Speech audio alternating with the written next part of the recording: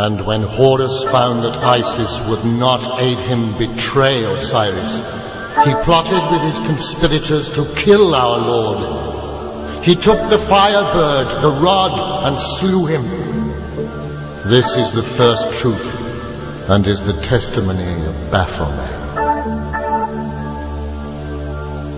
And a great cry went up to heaven when it was learned that our Lord was dead and would not walk in the garden again. Then brother fell on brother and fought like beasts and slew those they most loved. Even their wives and children were not spared the sword. Much blood was spilt to his name, and the suffering was terrible. So great was the love they had for Osiris.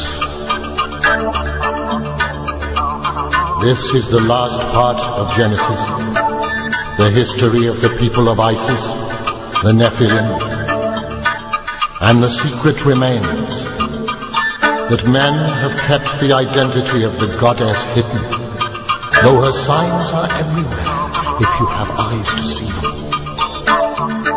Here ends the first garden, though this paradise shall come again, for the world goes on forever.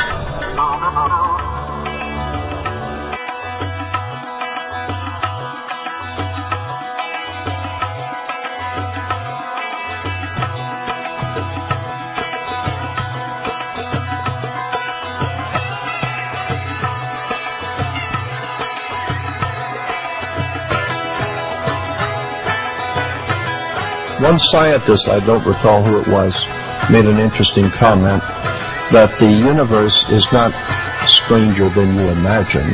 The universe is stranger than you can imagine. And the point being is that you haven't learned anything until you understand how the pyramids were built, the geometrics, the harmonics, the well-established mathematics. I don't see how anyone could possibly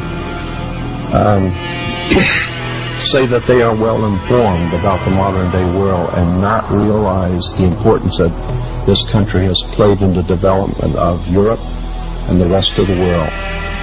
I remember someone saying a long time ago, always trust a person looking for truth. Never trust the one who's found it. The point being is that real divine truth is far, far out ahead of whatever we might begin to understand. Manly Palmer Hall, one of my very good friends, said in one of his lectures, if you can intelligently explain to an audience something about God that everyone can understand, then that proves that you don't know anything about God. Because the God that your pea brain could understand could not be the one that created the universe. The one that created all things is far, far loftier than we have given a correct view of.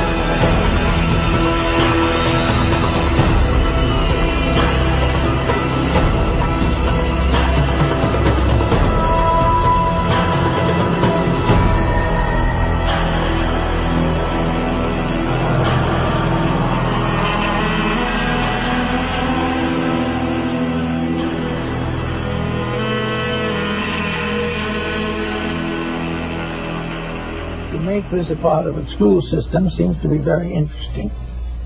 Now, I go back to Egypt, a very colorful country, for certain principles to discuss.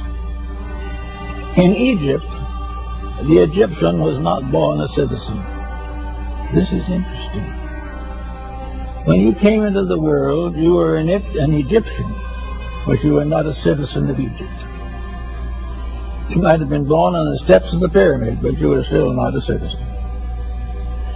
This was because it was deemed that citizenship, mature participation in the labors of the state, required dedication, enlightenment, consecration, and, if necessary, self-sacrifice. Now, children in Egypt, up to around 15, 16 years old, wore a child lock of hair.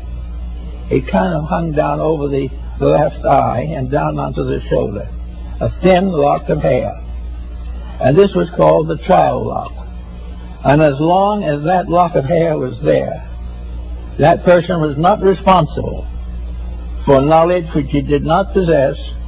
He could not be blamed for mistakes that he did not know better than to make. But there came a ceremony finally, and in the presence of all concerned, the priests of Thebes and Luxor and Memphis gathered together those who were aspirants to become citizens of Egypt.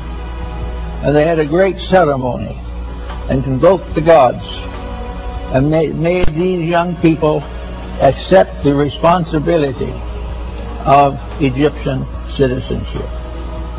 And from the records we still have of those old times, we get some key to what the instructions were.